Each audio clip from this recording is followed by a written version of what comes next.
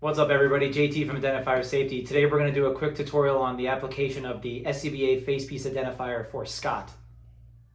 For this tutorial we're going to need a few things. We're going to need a Scott SCBA Facepiece, a Scott Regulator, our Scott identifier, and some sort of mild detergent to clean our mask. Now to apply our Scott SCBA Facepiece identifier, we're going to take the Scott Regulator and attach it to the mask. We're going to take the identifier now.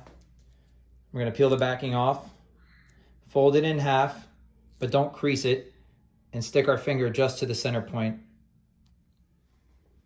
Now that we found the center point of our identifier, we're going to take our mask and we're going to line up our identifier in relation to our heads-up display.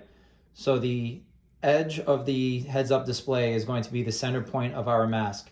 We want our identifier to be just above the heads-up display. So we're going to take the center point and just stick it down lightly, so that way you can make some adjustments.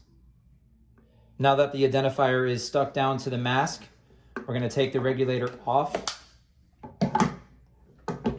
and we're going to align our Scott identifier left or right to make sure that we have even spacing between the left and right on the identifier. Once we stick it down, it should be square. We'll put our regulator back on.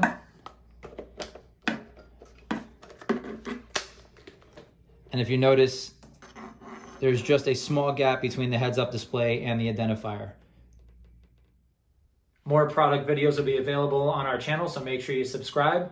If you want to see any more of our products, you can check us out at identifiresafety.com.